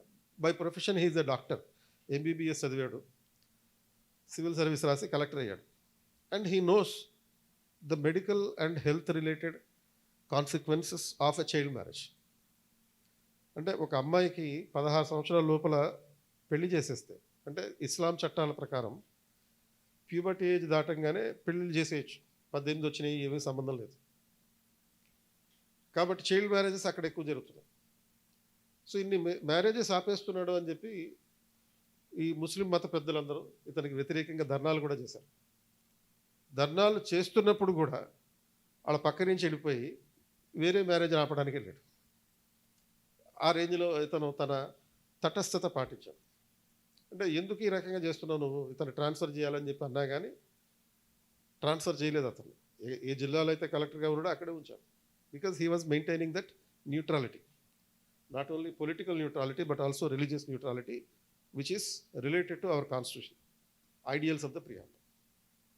కాబట్టి సివిల్ సర్వెంట్స్ ఈ పొలిటికల్ న్యూట్రాలిటీ కలిగి ఉండాలి, అలాగే రిలీజియస్ న్యూట్రాలిటీ కలిగి ఉండాలి. అట్ ద సేమ్ టైం రాజ్యాంగ స్పిరిట్ ప్రకారం, కాన్స్టిట్యూషనల్ స్పిరిట్ ప్రకారం సెక్యులరిజం అంటే it is not merely religious neutrality of the state but equal treatment of all the religions by the state. రాజ్యం అన్ని మతాల పట్ల సమానత్వాన్ని పాటించాలి. సో ఇక్కడ సమానత్వం అంటే మళ్ళీ బ్రూటల్ ఈక్వాలిటీ కాదు, విత్ రీజనబుల్ ఎగ్జంప్షన్స్. అంటే రీజనబుల్ ఎగ్జంప్షన్ అంటే అవసరమైన చోట మినహాయింపులు కూడా. సో అవసరమైన చోట మినహాయింపులు అంటే గవర్నమెంట్ సపోజ్ పుష్కరాలు లేకపోతే ఇటువంటి సెలబ్రేషన్ చేయడానికి గవర్నమెంట్ బడ్జెట్ పెడుతుంది. కుంభమేళా నిర్వహణకి బడ్జెట్ పెడుతుంది గవర్నమెంట్. అదే గవర్నమెంట్ ఇంకో వైపున మక్కా యాత్ర కోసం సబ్సిడీ ఇస్తుంది. సో అవసరమైన చోట ఇట్లాంటి మినహాయింపులు ఉంటాయి. ఈక్వాలిటీ అంటే అందరినీ సమానంగా ఖచ్చితమైన సమానత్వం చుట్టూ చూడడం అని కాదు. ఆ బ్రూటల్ ఈక్వాలిటీ మనకి వెస్టర్న్ సెక్యులరిజం. వెస్టర్న్ సెక్యులరిజం ఎలా ఉంటుంది, నువ్వు Hindu, Muslim, Christian, Catholic Christian ఇటువంటి తేడా ఏమీ ఉండదు. Suppose in France in 2004 they have introduced something called laicite. ఈ లైసైట్ అంటే ఫ్రెంచ్ సెక్యులరిజం అన్నమాట. ఆ ఫ్రెంచ్ సెక్యులరిజం ప్రకారం ఏంటి, if you are in the public places you should not display your religious identities. బహిరంగ ప్రదేశాల్లో ఉన్నప్పుడు నీ రిలీజియస్ ఐడెంటిటీస్ని ప్రదర్శించకూడదు. అంటే బుర్కా వేసుకోవద్దు, హిజాబ్ ధరించొద్దు, సిక్కులేమో పగిడి పెట్టుకోకూడదు, ఇలాంటి కండిషన్స్ అన్నీ ఉంటాయి. కానీ ఇండియాలో అటువంటి బ్రూటల్ ఈక్వాలిటీ కాదు. Religious equality with reasonable exemptions as well as religious freedom భారత రాజ్యాంగం కల్పించినటువంటి ఆస్పెక్ట్. సో ఆ రకంగా కాకపోతే దీన్ని ఎగ్జిక్యూట్ చేసేటటువంటి వాళ్ళు ఆ కాన్స్టిట్యూషనల్ స్పిరిట్ ప్రకారం ఎగ్జిక్యూట్ చేయాలి. ఈ రాజ్యాంగంలో ఉన్నటువంటి సెక్యులరిజం ఆ స్పిరిట్ మిస్ అయినప్పుడు ఇలాంటి ఇష్యూస్ అన్నీ వస్తాయి. ఏది minority appeasement, domination over the majority restrainment. So ఇటువంటి ఇష్యూస్ అన్నీ రావడానికి ప్రధాన కారణం ఎప్పుడైతే when you are not implementing the spirit of the constitution. So ఆ మహమ్మద్ దరేస్ చేసినట్టుగా చేయాలి పరిపాలన, అది అన్ని స్థాయిల్లో జరగాలి. So before 42nd amendment and after 42nd amendment ప్రత్యేకంగా వేరియేషన్ ఏం లేదు. ఇండియన్ ట్రెడిషన్లోనే సెక్యులరిజం ఉంది. ప్రాచీన కాలం నుంచి మనం అనేక రకాల మతాలతోటి ప్రయోగాలు చేస్తూ వస్తున్నాం. నేటివ్ ట్రెడిషన్స్ ఉన్నాయి, అంటే ఈ హిందూ తర్వాత జైనిజం, బుద్ధిజం, ఇటువంటి సిక్కిజం, ఈ మతాలు భారతదేశంలో జన్మించిన మతాలు. భారతదేశంలో పుట్టని మతాలు అయినటువంటి ఇస్లాం, క్రిస్టియానిటీ అండ్ జొరాస్ట్రియన్, ఈ 3 మతాలను కూడా సమానంగానే చూస్తుంది రాజ్యాంగం, ఏమీ డిస్క్రిమినేషన్ చేయట్లేదు. So the summary and the crux is the secularism with respect to western and oriental nature sir. నేను ఎందుకని మీరు ఇది హైలైట్ చేసిన దాన్ని కొంచెం చెప్పాల్సింది ఇక్కడ ఏంటంటే 2014, 18 and 19 3 times comparison of India's secularism with the western nations అడిగారు సార్ ఇది యూపీఎస్సీలో. 2014-18లో జనరల్ స్టడీస్ పేపర్ 1లో సొసైటీలో భాగంగా అడిగారు. 2019లో అది comparison of Indian constitutional scheme with that of other countries అనే టాపిక్ పరిధిలో అడిగారు. ఈ రెండిట్లో స్పెసిఫిక్గా మళ్ళీ వెస్టర్న్ సెక్యులరిజం 2 సార్లు అడిగిన తర్వాత ఒకసారి ఫ్రెంచ్ సెక్యులరిజంతో డైరెక్ట్ కంపేర్ చేసి అడిగారు మీరు చెప్పింది. సో ఇది మనకి 8th క్లాస్ ఎన్సీఆర్టీలో ఓల్డ్ ఎన్సీఆర్టీ మీరు చూస్తే డైరెక్ట్ పిక్చర్స్తో సేమ్ లైన్ ఈ 3 times యూపీఎస్సీ అడిగిన లైనే యాజ్ ఇట్ ఈస్ ఆ పిక్చర్ పైన ఉంటుంది. ఏ పిక్చర్ పైన ఏం రాసి ఉంటుందంటే India's secularism with that of other nations especially in the other democratic western countries అని ఇచ్చాడు. దానిలో ఒక అమెరికా ఎగ్జాంపుల్ ఉంది అండ్ తర్వాత ఫ్రెంచ్ ఎగ్జాంపుల్ ఉంది సార్. ఎగ్జాంపుల్ దాని అండ్ 2 కీవర్డ్స్ యూజ్ చేశారు. ఒకటి అబ్సల్యూట్ డిస్టెన్స్, రెండోది ప్రిన్సిపల్ డిస్టెన్స్ అని. అబ్సల్యూట్ డిస్టెన్స్ అంటే strict separation of religion and state అనేది అబ్సల్యూట్ డిస్టెన్స్ అని చెప్పారు western secularism model. And Indian secularism principle distance. Principle distance అంటే equal treatment of all religions in a proportionate manner. అది ఎలా equal treatment of all religions is different from absolute distance from state and church. అది ఎందుకనంటే ఎప్పుడైనా non interference మోడల్లో అది వెళ్తుందని చెప్పారు సార్. ఏదైనా డిస్క్రిమినేటరీ ప్రాక్టీస్ ఉంటే కాన్స్టిట్యూషనల్ స్పిరిట్కి అగేన్స్ట్గా ఉంటే అప్పుడు స్టేట్ ఇంటర్ఫియర్ అవుతుంది. మిగతా సందర్భాల్లో ఏ రిలీజియన్ ఎక్కువ చేయదు, ఏ రిలీజియన్ తక్కువ చేయదు, అందరినీ ఈక్వల్గా ట్రీట్ చేస్తుంది. అండ్ అదే ఫ్రెంచ్ సెక్యులరిజం సార్ ఇందాక చెప్పినట్టు వెస్టర్న్ మోడల్లో అండ్ అమెరికన్ నేషనల్ యాంథమ్లో కూడా గాడ్ అనే పదం ఉన్నందుకు దానికి అగేన్స్ట్గా కోర్టులో పిల్ ఫైల్ చేస్తే కోర్ట్ జడ్జిమెంట్ కూడా ఆ వర్డ్ని మనం యూజ్ చేయకూడదని చెప్పినట్టుగా ఆ ఎన్సీఆర్టీ బుక్ 8th క్లాస్ ఎన్సీఆర్టీలో ఇచ్చారు ఆ పిక్చర్. అంటే వాళ్ళు స్ట్రిక్ట్ సపరేషన్ ఉండాలి అంటారు. మన దగ్గర ఆ ప్రాబ్లం లేదు. అంటే వాళ్ళది అబ్సల్యూట్ డిస్టెన్స్ ఉంటే ఇక్కడ ప్రిన్సిపల్ డిస్టెన్స్ అని కీవర్డ్స్ ఇచ్చారు. ఇంకా second point India's pluralistic tendency that sir has highlighted. Pluralistic tendency we follow then idolatry, non idolatry. విగ్రహారాధన చేస్తామో లేదా విగ్రహారాధన లేని ఉంటుంది. అంటే మోనోథిజం ఉంటుంది, పాలిథిజం ఉంటుంది, ఏకేశ్వర బహుదేవతారాధన అనే రకరకాల పద్ధతులు ఉంటాయి. కాబట్టి so acceptance, accommodation, assimilation is part of India's social customary practice as well basic. And next ఇంకొక క్వశ్చన్ ఇక్కడ ఉంది సార్ ఒక గెస్ట్కి సంబంధించి. Then I would like to answer this one. ఇది రాకా సార్కి సంబంధించింది అడిగారు, మన గెస్ట్ మిస్ అయ్యారు అది. So the question is about do you think that Thiruparankundram hill దీపతూన్ అని వాళ్ళ ప్రొనౌన్సియేషన్ అండి, అది దీపం అది Tamil. This issue will become another Ayodhya.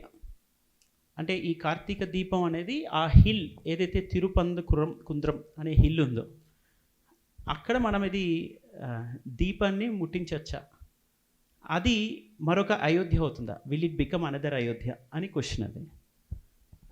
So ఆ క్వశ్చన్ని నేను చూసినప్పుడు I felt very happy about the expertise person. At least I have watched him several times and red as well sir various articles.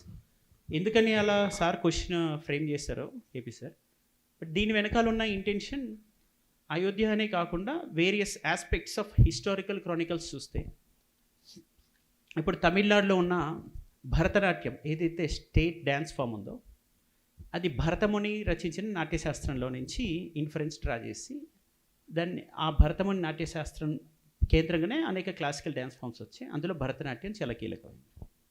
అది కాశ్మీర్లో రూట్ అయి ఉంది భరతముని నాట్యశాస్త్రం. అంటే this is who is a father of Indian theatre. ఈరోజు కాశ్మీర్లో ఒక theatre కూడా open చేయడానికి అవకాశం లేదు. అండ్ కాశ్మీర్లో ఒక పాక్ ఆక్యుపైడ్ కాశ్మీర్లో అష్టాదశ శక్తిపీఠాల్లోని శారదా శక్తిపీఠం ఉంది. ఆ శారదా శక్తిపీఠం ఇప్పుడు ప్రస్తుతం అది 724లో లలితాదిత్య అని కన్స్ట్రక్ట్ చేశారు. ఎ కింగ్ కాశ్మీర్ రాజ్ కల్హనుడి రాజతరంగిణిలో ఉంటుంది కాశ్మీర్ రాజుల చరిత్ర అని. కల్హనాస్ రాజతరంగిని మెన్షన్ ఇట్. దానికి ముందు 632లో హ్యూయాన్ సాంగ్ కూడా దాన్ని విజిట్ చేశాడు. It was a learning centre. Later it was converted into అష్టాదశ శక్తి పీఠాస్ అండ్ అందులో శారదా పీఠం అని పెట్టారు. Sharada is known as Saraswati, a learning centre for every one across the world. ప్రపంచంలో ఉన్న వాళ్ళందరూ వచ్చి అక్కడ చదువుకోవడానికి కేటాయించిన ఒక విద్యాలయం లాంటిది. అంటే ఆలయాలు విద్యా కేంద్రాలుగా, కళలకు నిలయాలుగా, అలానే ఆర్థిక కేంద్రాలుగా ఉండేవి. ఆ ఉద్దేశంతో కట్టినవి. అలా కాశ్మీర్లోని అదే ప్రాంతంలో, ఇప్పుడు పాక్ ఆక్యుపైడ్ కాశ్మీర్లోనే మీరు 4వ బౌద్ధ సంగీతి కనిష్కుడి సమయంలో జరిగింది. బౌద్ధ సంగీతి అని ఇలా పెడుతూ వచ్చారు. ఇక్కడ ప్రస్తుతం ఆ largest Buddhist caves, Bamiyan Buddha caves ఆఫ్ఘనిస్తాన్లో ఉండేవి. రాకెట్ లాంచర్స్ పెట్టి పేల్చేశారు వల్స్ని. అది ప్రపంచ వింతల్లో ఒకటి యాక్చువల్గా. ఇప్పుడు లేదు, అది పూర్తిగా శిథిలమైపోయింది. స్పెసిఫిక్ అది సాధారణంగా మనుషులు దాన్ని కొట్టి పగలగొడుతుంటే, ఆ కొండ పగలగొట్టలేకపోతుంటే రాకెట్ లాంచర్స్ వేసినా కూడా ఇంకా ఆ శిథిలాలు అలానే ఉన్నాయి పెద్ద పెద్ద. ఇదంతా ఎందుకని హిస్టరీ చెప్పానంటే, ఈ హిస్టరీలో భాగంగానే 724 ADలో ఉన్న అష్టాదశ శక్తిపీఠం ఇప్పుడు పూర్తిగా ధ్వంసం అయిపోయింది. శిథిలాలు అలానే ఉన్నాయి. వీటన్నిటిలో భాగంగా ఒకానొక ధ్వంసమైన ప్రదేశం భారతదేశంలో ఉన్న cultural legacy, not just religious aspect కానిది, జస్ట్ కల్చరల్ ప్రాక్టీస్లో ఒకటి రాముడి పుట్టుక అయోధ్య అనేది. ఆ అయోధ్యలో ఇప్పుడు మనకి రాముడి గుడికి సంబంధించిన ఆనవాళ్ళు ఏవైతే ఉన్నాయని సుప్రీంకోర్టు జడ్జిమెంట్ అండ్ ఆర్కియాలజిస్ట్ చెప్పారో, రాముడిది అయినా కాకపోయినా అట్లీస్ట్ పురాతనమైనటువంటి శిథిలాలు అక్కడ ఉన్నాయని క్లియర్గా చెప్పారు. కాబట్టి దాని మీద ఒక జడ్జిమెంట్ వచ్చి కన్స్ట్రక్ట్ చేశారు. వీటన్నిటి వెనక ఉన్నటువంటి ఇన్ఫరెన్స్ ఏంటి అని డ్రా చేస్తే, ఈ రిలీజియస్ ప్రాక్టీసెస్ ప్రత్యేకంగా ఇంపోజ్ చేసింది కాదు. హిందూ ట్రెడిషన్స్ ఏదో స్పెసిఫిక్గా జడ్జిమెంట్ వస్తే చెప్పాల్సింది కాదు. It has been continued for thousands of years. ఈ ప్రాసెస్లో వేరే వాటిని Hindu society by default its pluralistic tendency of accommodation and acceptance. It also accommodated dargah and other religious pilgrimage symbols అనమాట. పిల్గ్రిమేజ్ సైట్స్గా కూడా డెవలప్ చేశారు. అలా తీసుకొని వచ్చారు.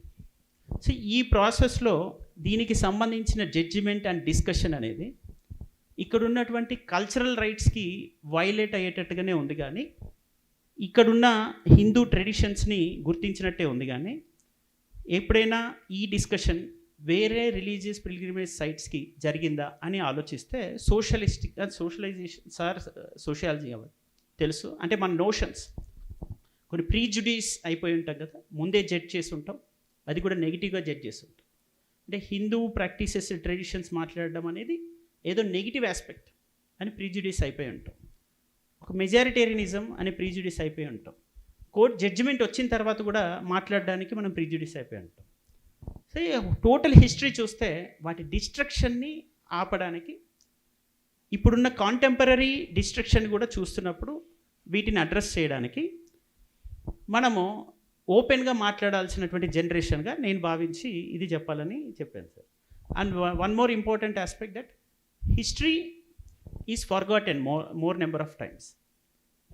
ఇప్పుడు కాంటెంపరీ హిస్టరీని కూడా మీరు చూస్తే రీసెంట్గా ఇప్పుడు థాయిలాండ్కి అండ్ మన కంబోడియాకి మధ్య బోర్డర్ డిస్ప్యూట్ నడుస్తుంది.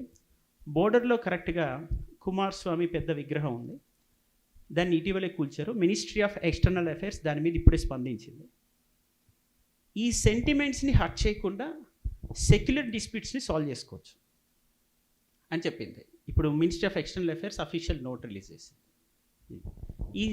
ఈ సెంటిమెంట్స్ హర్ట్ చేయకుండా మరి సెక్యులర్ ఆస్పెక్ట్స్ అంటే మనం జనరల్గా డే టు డే లైఫ్లో చేస్తున్నటువంటి ఏదైనా అని బొట్టు పెట్టుకోవడం, లేదా చీర కట్టుకోవడం, ఒంటి మీద నగలేసుకోవడం, ఇవన్నీ మనం రిలీజియస్గా చూడకూడదు. Just this is part of culture. బొట్టు పెట్టుకోవడం, సో ఎవరైనా ప్రసాదం ఇస్తే తీసుకోవడం, అది దిస్ ఈస్ అంటే కేవలం అది రిలీజియస్ ప్రాక్టీస్గానే చూడడానికి రాదు. సో ఇవన్నీ సెక్యులర్ ప్రాక్టీసెస్లో కూడా కల్చర్ ఎలా అయితే లాస్ట్ టైం చెప్పినట్టు కేక్ కట్ చేయడం, కేక్ కట్ చేసే ముందు దీపాలు ఆర్పడం కానీ, లేదా రిబ్బన్లు కట్ చేయడం, జస్ట్ ఒక కల్చర్ షాంపైన్కి ఇలా సార్ చెప్పి లాస్ట్ టైం ఎగరేయడం ఉంది సార్, మీరు మందు ఆగేటప్పుడు గెలిచినప్పుడు జనరల్ ప్రాక్టీసెస్ ఉంటాయో అలాంటిదే ఇది కూడా అని చెప్పారు. So this is my point regarding that question రాక sir. Sir next Ganesh sir, why in Indian society religion is considered as a dysfunctional element? In fact, in any given society, we cannot separate religion society. మనము ఏ సమాజాన్ని తీసుకున్నా కూడా every society was influenced by some kind of religious ideology. ఎందుకంటే societies ట్రాన్స్ఫర్మేషన్లో religion has played a key role. దీన్ని నేను substantiate చేయడానికి August Comte అనే ఒక sociologist, he was the founder. August Comte ఆయన ఏం చెప్పాడంటే లా ఆఫ్ 3 స్టేజెస్ అని ఒకటి చెప్పాడు. Law of 3 stages, in which he says that all societies have evolved from one definite stage to another definite stage.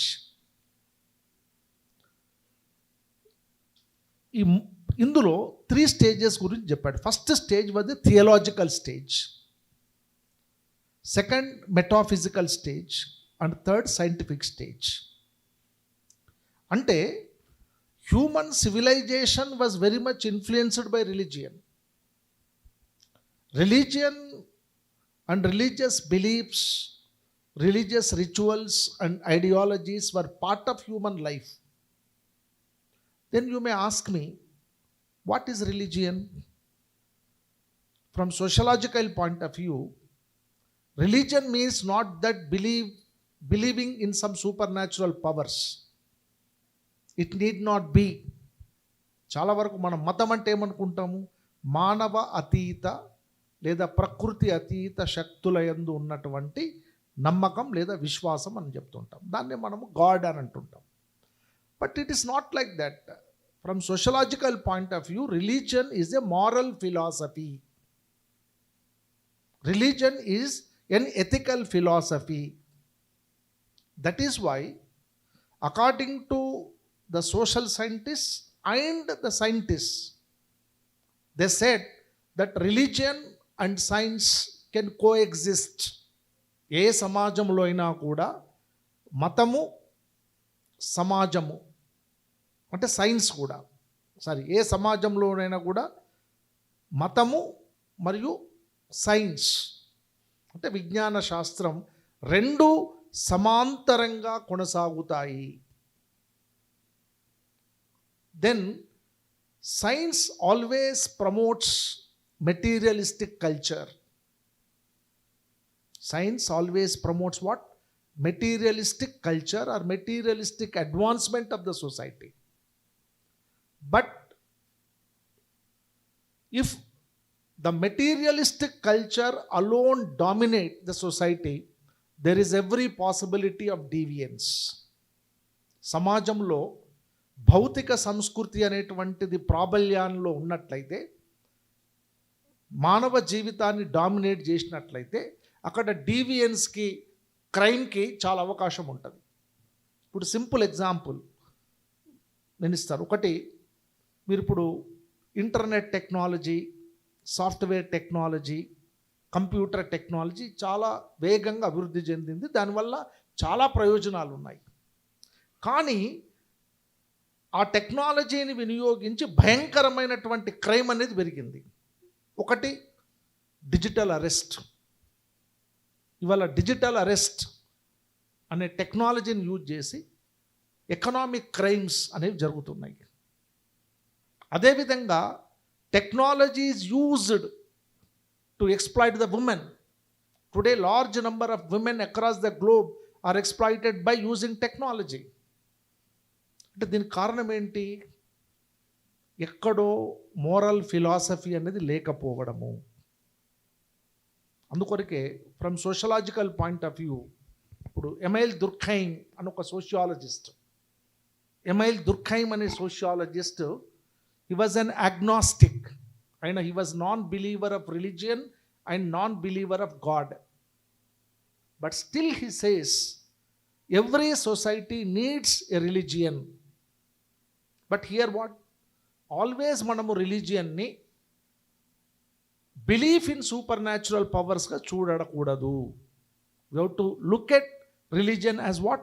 A moral philosophy, ethical philosophy, which regulate and control human behavior. If there is no agency to control human behavior, that results into increasing social disorganization.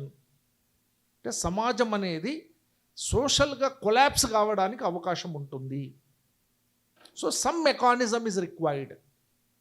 మనం అనొచ్చు there are formal mechanisms like police, army, administration, but all those systems are enforced. అంటే దాని మీద భయం ఉండాల్సిన అవసరం లేదు. But religion as a moral philosophy create a kind of obligation, create a kind of fear, or create a kind of respect. అంటే మతము అనేటటువంటిది ఒక ఎథికల్ ఫిలాసఫీగా ఏంటి? భయాన్ని క్రియేట్ చేస్తుంది, ఒక భక్తిని కూడా క్రియేట్ చేస్తుంది. ఇది చాలా అవసరము. కాబట్టి ఇప్పుడు మీరు అన్నట్టు, do you think that Indian society religion is becoming dysfunctional? Religion shall not be dysfunctional in any given society. If religion as an agency become dysfunctional, it results into increasing deviance. But now many Western societies are experiencing that. Miku, due to the increasing or advancement of technology, మీకు చాలామంది సోషియాలజిస్టులు కొన్ని studies చేసినారు. Church attendance has drastically reduced. Most of the youth they are not going to church. Because of that social deviance has increased very much. Social deviance in the form of what? Take live in relationship. I think I'm not saying that it is bad, but society has established certain traditions in order to regulate human behavior. So that means what? Today the marriage and family as a social institution became insignificant. Today the marriage and family and institution ni challenge చేస్తున్నాం. So therefore that is resulting into what? Weakening of emotional bondage between a man and woman. The social separation has increased. Today, large number of children are living in single parent families, and that is resulting into increasing mental health issues. అంటే వీళ్ళు ఒకదానికి ఒకటి connect ఉన్నటువంటివి. కాబట్టి రిలీజన్ని ఒక super natural బిలీఫ్గా చూడకూడదు. ఇప్పుడు for example, నేను రోజు పూజ చేస్తే, రోజు గుడికి పోతే, రోజు చర్చికి పోతే నాకు ఐఏఎస్ వస్తుంది అనుకోవడం అనేది మూర్ఖత్వం. పూజలు చేయటం వల్ల లేదా భక్తి అంటే రిలీజియస్ రిచువల్స్ వల్ల మనం ఏదో అచీవ్ చేస్తామనుకుంటే తప్పది. కానీ some kind of religious behaviour is required to regulate our life. మనిషి ఒక క్రమశిక్షణతో, ఒక మొరాలిటీతో, ఒక బాధ్యతాయుతంగా జీవించడానికి రిలీజన్ అనేటువంటిది తప్పనిసరిగా ఉపయోగపడుతుంది. ఇప్పుడు మనం అందుకొరకే దాదాపు అన్ని మతాలు కూడా, ఇప్పుడు ఫర్ ఎగ్జాంపుల్ క్రైస్తవ మతంలో పాప సిద్ధాంతము అని చెప్తారు. పాప సిద్ధాంతం అంటే, suppose if you commit A crime are sin, you may not be punished now, but you will be punished one day by the God. అది ఉందో లేదో ఎవరికి తెలియదు, కానీ at least that create a kind of fear, so that a person tries to regulate their life. అంటే అల్టిమేట్గా నేను చెప్పదలుచుకుంది ఏంటంటే, religion cannot be dysfunctional in Indian society. If it become dysfunctional, that results in to social disorganization. So religion has to act as a moral philosophy, ethical philosophy. అందుకొరకే చాలామంది సైంటిస్టులు కూడా, ఇప్పుడు ఫర్ ఎగ్జాంపుల్ మీరు ఇస్రో ఉంది, మీరు ఇస్రో ఏ శాటిలైట్ లాంచ్ చేసినప్పుడు కూడా వాళ్ళు ఒక్క రోజు ముందు అక్కడ నియర్ బై ఏదో ఒక టెంపుల్ ఉంటుంది, అక్కడ పోయి కొన్ని రిచువల్స్ పర్ఫామ్ చేస్తారు. Not that there experiment will be successful because of that ritual, but that create a kind of a devotion to their work. So this is the sociological interpretation. So therefore religion means not just ఏదో అతీత శక్తులు ఉన్నాయి, శక్తుల వల్ల మన కోరికలు నెరవేరుతాయి అనుకోవడం కంటే, రిలీజన్ అనేటటువంటిది మన బిహేవియర్ను రెగ్యులేట్ చేస్తుంది కాబట్టి ఆ రెగ్యులేషన్ వల్ల we can achieve what we intends to achieve. That is my interpretation. Thank you. Thank you, sir. So next question is KP sir. Does the opposition's move to initiate impeachment proceedings against a Madras High Court Justice R. Swaminathan raise concerns about judicial independence? So opposition parties అన్నీ ఒక judgement ఇచ్చాడని చెప్పి అతని పైన అభిశంసన చేయాలి అని feel అవ్వడం, అది జ్యుడిషియల్ ఇండిపెండెన్స్ని ఏమైనా దెబ్బతీస్తుంది అంటారా sir? So impeachment of the judges, supreme court జడ్జిలు అయితే ఆర్టికల్ 124(4) ఆధారంగా ఇంపీచ్మెంట్ చేస్తారు. అండ్ అదే హైకోర్టు జడ్జిలు అయితే ఆర్టికల్ 217 ద్వారా 1B ద్వారా చేస్తారు. అండ్ ఈ రెండిటికి కంబైన్డ్ ఒకటే రకమైనటువంటి ప్రొసీజర్. ఆ ప్రొసీజర్ గురించి 1968 జడ్జెస్ ఎంక్వైరీ యాక్ట్ అనే చట్టంలో చెప్పారు. సో రాజ్యాంగంలో ఆర్టికల్ 124లో కానీ 217లో కానీ చెప్పిన రీజన్ ఏంటి? ఒక జడ్జిని ఇంపీచ్మెంట్ చేయాలంటే, ఒకటి ప్రూవ్డ్ మిస్బిహేవియర్, దుష్ప్రవర్తన, నిరూపించబడిన దుష్ప్రవర్తన, ఆర్ ఇన్కెపాసిటీ అంటే అసమర్థత. ఈ రెండింటి కారణాల వల్ల ఒక జడ్జిని ఇంపీచ్ చేయడం జరుగుతుంది, సుప్రీంకోర్టు అయినా హైకోర్టు అయినా. కానీ ఇప్పుడు ఈ Madras high court Madurai bench judge ఈ కార్తీక దీపం వెలిగించమన్నాడు అని చెప్పి INDIA బ్లాక్ వాళ్ళు ఇంపీచ్మెంట్ ప్రొసీజర్ ఇనిషియేట్ చేశారు. 100 మంది వెళ్ళి లోక్సభలో స్పీకర్కి ఆ ఇంపీచ్మెంట్ నోటీస్ ఇచ్చారు. అంటే దీని మీనింగ్ ఏమవుతుందనంటే, ఒక రకంగా చెప్పాలంటే, if you have not given judgement in favour of me for political priorities, you will be removed from the post అనేటటువంటి ఒక మెసేజ్ని ఇవ్వడం లాంటిది అనమాట.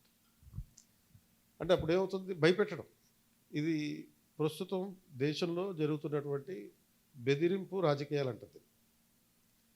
ఇప్పుడు ఎలా అయితే, ఇప్పుడు సపోజ్ ఆంధ్రాలో మీరు ఎవరైనా ప్రైవేట్ కాలేజీలు PPP పద్ధతిలో మెడికల్ కాలేజీలు బిడ్ వేయడానికి వచ్చారంటే, మేము అధికారంలో వచ్చిన వెంటనే మీ అందరినీ అరెస్ట్ చేపిస్తా అన్నారు. దెబ్బతోటి ఒక్కడు కూడా, ఒకే ఒక 4 కాలేజీలు పెడతామంటే ఒకళ్ళు మాత్రమే బిడ్ వేశారు. సో ఇది బెదిరింపు రాజకీయాలకి ఒక ఉదాహరణ. దాన్ని ఇది ఒక లెజెండ్ రేంజ్ అది. సో దీనికన్నా ముందు జరిగినటువంటిది ఈ సంఘటన. ఒక జడ్జి ఒక పొలిటికల్ పార్టీకి అనుకూలంగా తీర్పు ఇవ్వలేదని చెప్పి అతన్ని తొలగించడం అనే ప్రయత్నం మొదలుపెట్టారు. అంటే దీని కాన్సిక్వెన్సెస్ ఎలా ఉంటాయంటే, అదేమి ముందుకెళ్ళేటటువంటిది కాదు. ఎందుకంటే ఆ 2 కండిషన్స్ని ఫుల్ఫిల్ చేయట్లేదు. ఇది మిస్బిహేవియర్ అండ్ ఇన్కెపాసిటీ అనే 2 కండిషన్స్ని ఫుల్ఫిల్ చేయట్లేదు కాబట్టి ఫర్దర్గా వెళ్ళే అవకాశం లేదు. కానీ ఇలా ఇంకా భవిష్యత్తులో ఎవరైనా ఇటువంటి జడ్జిమెంట్లు ఇస్తే మేము డెఫినెట్గా తొలగిస్తామని చెప్పి బెదిరించినాం. రాజ్యాంగంలో ఇంత కఠినమైనటువంటి ప్రొసీజర్ని ఎందుకు పెట్టారు? జ్యుడిషియల్ ఇండిపెండెన్స్ని మెయింటైన్ చేయడం కోసం. అంటే judicial independence from executive domination and parliamentary influence. Parliament ప్రభావం నుంచి కానీ, ఎగ్జిక్యూటివ్ డామినేషన్ నుంచి కానీ జడ్జిలు భయపడకుండా ఉండడం కోసం క్రియేట్ చేసినటువంటి కొన్ని ఇండిపెండెంట్ మెకానిజమ్స్ ఉన్నాయి. వాళ్ళ అపాయింట్మెంట్ హయ్యర్ లెవెల్లో ఉంటుంది. అంటే కనీసం ఒక 10 సంవత్సరాల పాటు హైకోర్టు జడ్జిగా పనిచేస్తేనే, అంటే హైకోర్టులో లాయర్గా, అడ్వకేట్గా పనిచేస్తేనే సుప్రీంకోర్టులో జడ్జిగా నియమించబడతాం. సో అటువంటి అపాయింట్మెంట్లో ఇండిపెండెన్స్ ఉంది. తొలగింపు ప్రొసీజర్ని డిఫికల్ట్గా చేయడం ద్వారా అక్కడ ఇండిపెండెంట్ని మెయింటైన్ చేయొచ్చు. Higher level of salary is paid to the judges of the supreme court and high courts so that they are not influenced by the monetary benefits. అలాగే పోస్ట్ రిటైర్మెంట్ రిస్ట్రిక్షన్స్ ఉన్నాయి. పదవీ విరమణ చేసిన తర్వాత, రిటైర్మెంట్ అయిన తర్వాత వీళ్ళు ఎటువంటి ప్రభుత్వ పదవులు చేపట్టకుండా ఉండడం కోసం. సో కాబట్టి నువ్వు నాకు అనుకూలంగా తీర్పు ఇవ్వకపోతే నిన్ను తొలగించేస్తాను అని అనడం అంటే ఆ జడ్జిని బెదిరించడమే. జడ్జిని బెదిరించడం అంటే న్యాయశాఖ యొక్క స్వతంత్ర ప్రతిపత్తితో ఆడుకోవడం. ఇంకో దారుణం ఏం జరిగింది, ఈ జడ్జి డిసెంబర్ 3వ తారీఖున దీపం వెలిగించమని చెప్పి జడ్జిమెంట్ ఇచ్చాడు.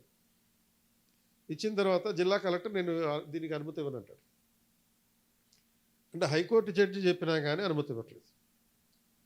జిల్లా కలెక్టర్కి ఆరెంజ్ ధైర్యం ఎక్కడి నుంచి వచ్చింది? దేవస్థానం బోర్డు నుంచి ఆర్డర్ వచ్చినాయి. వాళ్ళకి ఎందుకు వచ్చింది అంటే గవర్నమెంట్ నుంచి, అంటే ముఖ్యమంత్రి నుంచి వచ్చినటువంటి మార్గదర్శకాలు అంటారు. దీన్ని ఇంప్లిమెంట్ చేయొద్దు అని చెప్పి. సో ఈ అన్నిటికీ మళ్ళీ కనెక్షన్ ఇక్కడ ఫస్ట్ క్వశ్చన్లో ఉంది. ఫస్ట్ క్వశ్చన్లో ఏంటి సార్కి అడిగింది? Minority appeasement. ఆ మైనారిటీ అపీజ్మెంట్లో ఉన్నటువంటి ఆస్పెక్ట్స్ అన్నమాట. అంటే మైనారిటీలని అపీజ్ చేయడం కోసం ఒక వర్గం అంటే హిందువులు ఆల్మోస్ట్ 2000 సంవత్సరాల నుంచి ఉన్నటువంటి ఆచారాన్ని మీరు పాటించొద్దని అంటున్నారు. ఏంటి ఆచారం? ఒక దీపం పెట్టుకుంటాం, కార్తీక దీపం పెట్టుకుంటాం. ఏంటి ప్రాబ్లం? ఎవరికి ప్రాబ్లం అంటే యాక్చువల్గా అయితే ఎవరికి ప్రాబ్లం లేదు, కానీ అక్కడ ఉన్న దర్గాకి, సికిందర్ దర్గా, ఆ సికిందర్ దర్గాకి ఈ దీపం వల్ల ఏమన్నా వాళ్ళ ఆచారాలకి దెబ్బతింటుందేమో అని చెప్పి.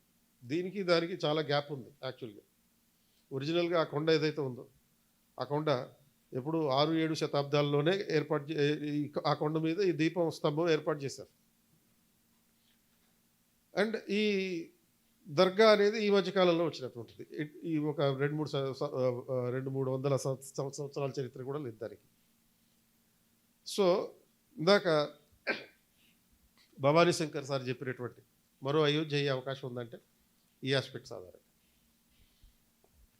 ఎందుకు అవుతుంది అంటే నువ్వు ఒరిజినల్గా ఉన్నటువంటి టెంపుల్ని, ఆ టెంపుల్ రిచువల్స్ని కాదని ఎవరికో ఇంకొకరికి భావోద్వేగాలు, మనోభావాలు దెబ్బతింటాయని చెప్పి ఒక ఆచారాన్ని నిషేధించాం. ఇది ప్రైవీ కౌన్సిల్ వరకు వెళ్ళింది ఇష్యూ. ఎప్పుడు 1923లోనే ప్రైవీ కౌన్సిల్ అంటే బ్రిటన్లో పార్లమెంట్లో, హౌస్ ఆఫ్ లార్డ్స్లో ఉన్నటువంటి judicial body, highest court of appeal. ఆ ప్రైవీ కౌన్సిల్లో కూడా ఈ దీపం స్తంభం ప్రాంతం, ఈ టెంపుల్ కానీ ఈ మొత్తం పూర్తిగా హిందువులకు సంబంధించిన ఆచారాలకి ఇచ్చేయమని చెప్పారు. అక్కడి నుంచి వస్తున్నటువంటి ఇష్యూ మళ్ళీ లేటెస్ట్గా ఇప్పుడు 2025 డిసెంబర్ 3వ తారీఖున ఆ జడ్జిమెంట్ ఇచ్చారు. మీరు దీపం వెలిగించుకోండి, ఎవరికి ప్రాబ్లం లేదు. విచిత్రం ఏంటంటే దర్గా నుంచి కూడా అబ్జెక్షన్ రాలేదు. అబ్జెక్షన్ ఎక్కడి నుంచి వచ్చింది? ఈ దేవాదాయ శాఖ నుంచి వచ్చింది, ఎండోమెంట్ డిపార్ట్మెంట్ నుంచి వచ్చింది, అంటే గవర్నమెంట్ నుంచి వచ్చింది.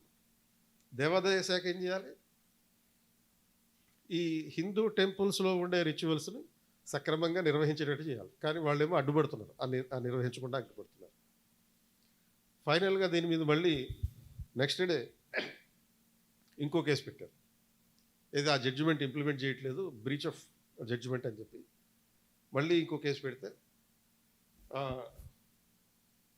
ఈ హైకోర్టు జడ్జి మళ్ళీ ఇంకో తీర్పు ఇచ్చాడు. సిఐఎస్ఎఫ్ని దించారు. ఎందుకు? స్టేట్ పోలీస్ దీనికి అనుకూలించట్లేదు కాబట్టి సెంట్రల్ ఇండస్ట్రియల్ సెక్యూరిటీ ఫోర్స్ని వాళ్ళని దించారు. దించి ఈ రిచువల్ జరిగేటట్టు చూడమని చెప్పారు. అంటే మొత్తానికి వీళ్ళు భరించలేకపోయినటువంటి పొలిటికల్ క్రైటీరియా ఏదైతే ఉందో, మైనారిటీ అపీజ్మెంట్ అనే పొలిటికల్ క్రైటీరియా, ఆ పొలిటికల్ క్రైటీరియా నేపథ్యంలో ఈ న్యాయశాఖ యొక్క స్వతంత్ర ప్రతిపత్తిని దెబ్బతీసే ఉద్దేశంతో బెదిరింపు రాజకీయాలకు పాల్పడేటటువంటి పర్స్పెక్టివ్లో ఏం చేస్తున్నారు? ఇంపీచ్మెంట్ చేస్తూ ఉంటున్నారు. కాబట్టి ఇంపీచ్మెంట్ చేస్తానని బెదిరించడం న్యాయశాఖ స్వతంత్ర ప్రతిపత్తిని, ఇండిపెండెన్స్ని దెబ్బతీయడం లాంటిదే. దీంట్లో ఇంకా ఆల్టర్నేటివ్ ఏం లేదు. ఎందుకంటే ఆ రెండు క్రైటీరియా ఫుల్ఫిల్ కావట్లేదు. ఏ రెండు criteria? A judge has to be removed from the service, అంటే impeached only on grounds of proved misbehaviour. ఇక్కడ మిస్బిహేవియర్ కాదు, జడ్జిమెంట్. సుప్రీంకోర్టు గతంలో కూడా అనేక రకాల తీర్పుల్లో జడ్జిమెంట్లను బేస్ చేసుకుని జడ్జిల్ని తొలగించమని చెప్పి ఎవరు ఇంపీచ్మెంట్ ఇనిషియేట్ చేయకూడదని చెప్పారు. ఆల్రెడీ సుప్రీంకోర్టు జడ్జిమెంట్లు దానికి మేరకు ఉన్నాయి. ఒక హైకోర్టు జడ్జి ఇచ్చినటువంటి జడ్జిమెంట్ ఆధారంగా వాళ్ళని ఇంపీచ్ చేయకూడదు. యాక్చువల్గా 1850లో జ్యుడిషియల్ ఆఫీసర్స్ ప్రొటెక్షన్ యాక్ట్ అని చెప్పి ఒక చట్టం ఉండేది. ఆ జ్యుడిషియల్ ఆఫీసర్స్ ప్రొటెక్షన్ యాక్ట్ ప్రకారం న్యాయమూర్తుల మీద సివిల్ కేసులు కానీ క్రిమినల్ కేసులు కానీ పెట్టకూడదు. వాళ్ళు ఇచ్చే జడ్జిమెంట్ల ఆధారంగా కేసులు పెట్టకూడదు. జడ్జిల మీదే కేసు పెట్టకూడదు. ఎందుకని? వాళ్ళ ఇండిపెండెన్స్ని కాపాడారు. అయితే అఫ్కోర్స్ 2024లో 24లో రిపీలింగ్ యాక్ట్ అని చెప్పి ఒక చట్టం చేసి ఆ 1850 చట్టాన్ని రద్దు చేశారు. ఎందుకంటే జ్యుడిషియరీలో ఇండిపెండెన్స్ ఎంత ముఖ్యమో అకౌంటబిలిటీ కూడా అంతే ముఖ్యం. సో ఈ చట్టం కారణంగా 1850 చట్టం కారణంగా వీళ్ళ అకౌంటబిలిటీ మిస్ అవుతుంది. సో రూల్స్ ప్రకారం ఏదైతే ఉందో ఆ రూల్స్ ప్రకారం ఇప్పుడు యశ్వంత్ వర్మ ఉన్నాడు, ఢిల్లీ హైకోర్టు జడ్జి. వాళ్ళ ఇంట్లో 50 కోట్ల నోట్ల కట్టలు బయటపడ్డాయి. This is a possible proved misbehaviour. అవినీతికి సంబంధించినటువంటి అవకాశం ఉంది దాంట్లో. సో అది అక్కడ ఇంపీచ్మెంట్ మోషన్ అనేది కరెక్ట్. ఇది ఒక జడ్జి ఇచ్చిన తీర్పుకు సంబంధించి తీర్పుల మీద ఇంపీచ్మెంట్ ఇనిషియేట్ చేయకూడదు. సో కానీ ఇనిషియేట్ చేశారు. 100 మంది నోటీస్ ఇచ్చారు. స్పీకర్ తీసుకున్నాడు. స్పీకర్ తీసుకున్నంత మాత్రాన్ని సరిపోదు. ఏం చేయాలి? ఒక 3 మెంబర్ కమిటీ ఏర్పాటు చేయాలి. అది కాకపోవచ్చు మ్యాక్సిమం. ఒక 1 or 2 points I want to add to this. Krishna Pradeep గారు చెప్పిన దాని ప్రకారము ఇంకొక విషయం ఏంటంటే, according to Indian constitution, in India we practise liberal democracy. Basically Indian society is a democratic society. Liberal democracy అనే దానికి కొన్ని క్యారెక్టరిస్టిక్స్ అనేటువంటివి ఉన్నాయి. అందులో వన్ ఈజ్ మెజారిటీ డెసిషన్. అంటే all the decisions are taken with the approval of the majority persons. ఇప్పుడు for example ఎలక్షన్స్లలో ఎవరికి మెజారిటీ ఓట్లు వస్తాయో వాళ్ళు ఎమ్మెల్యేగా కానీ ఎంపీగా కానీ ఎలక్ట్ అయినట్టుగా ప్రకటించడం. అలాగే లోక్సభ కానీ రాజ్యసభ కానీ స్టేట్ లెజిస్లేటివ్ అసెంబ్లీలలో ఏదైనా ఒక ఇష్యూ మీద ఒక రెజల్యూషన్ చేసేటప్పుడు majority opinion is very important and that has to be respected. Majority opinion has to be respected అని it is very clearly mention. Second thing ఏంటనంటే, majority decision that doesn't mean we have to undermine the opinion of the minorities. అంటే majority decision అంటే అర్థం మైనారిటీల యొక్క ఒపీనియన్ను undermine చేయాలని కాదు. అంటే in a liberal democracy the opinion of the minorities also need to be taken into consideration while taking a final decision అనేది లిబరల్ డెమోక్రసీలో ఉన్నటువంటి మరో అంశం. మూడవ అంశం ఏంటంటే, ఇంతకుముందు కృష్ణ ప్రదీప్ గారు చెప్పినట్టు judicial independence. The success of the liberal democracy right depends upon the independent judiciary. మరి జుడిషియరీ ఇండిపెండెంట్గా ఉండడమే కాదు, జుడిషియల్ అకౌంటబిలిటీ కూడా ఇంపార్టెంటే. mere having independence is not enough. Sometimes even the judicial officers may misuse their power. Sometimes they may give a judgment which is biased. కాబట్టి judicial accountability కూడా చాలా important. So ఈ అన్ని ఆస్పెక్ట్స్లలో మనం కనుక చూస్తే, weather from the point of view of secularism, are we respecting the sentiment of the majority population or not అనేది ఇక్కడ పెద్ద క్వశ్చన్. ఇప్పుడు మనం తమిళనాడు ఇష్యూలో చూస్తే, ఇప్పుడు దీపం వెలిగించడం అనేటటువంటిది it is the sentiment related to the majority population. Same thing మీదనే హైకోర్టు జడ్జిమెంట్ ఇవ్వడం జరిగింది. But here the government, Tamil Nadu government, going against the judgment given by a judge. That means దీని అర్థం ఏంటంటే, మరి వాళ్ళు మెజారిటీ సెంటిమెంట్ను respect చేస్తున్నట్ట, రెస్పెక్ట్ చేయడం లేదా అనేది ఒక పెద్ద క్వశ్చన్. అంటే then why they don't want to implement the judgement given by high court? It is to appease a minority population. If they approve or if they implement the judgment given by a high court judge, that may lead to displeasing the minority communities in Tamil Nadu. అంటే తమిళనాడులో ఉన్నటువంటి minority కమ్యూనిటీలను అసంతృప్తి, minority సమూహాలకు సంబంధించిన ప్రజలను displays చేసినట్లు అవుతుంది. కాబట్టి వాళ్ళ యొక్క ఓటు బ్యాంక్కి ఏమైనా నష్టం వాటిల్లే అవకాశం ఉంటుందనేది అభిప్రాయం. So which goes against the secular spirit of this country. అంటే అల్టిమేట్గా మనం కన్క్లూజన్ ఏంటంటే the secular spirit doesn't mean that respecting the sentiment of only minorities. It also denote respecting the sentiment of the majority population also. And that is missing in Tamil Nadu. And later on, whether it may lead to Ayodhya-like movement, yes, it may lead. Rauch. Why? Because the other political party may make use of this incident, right, to draw the support from Hindu population.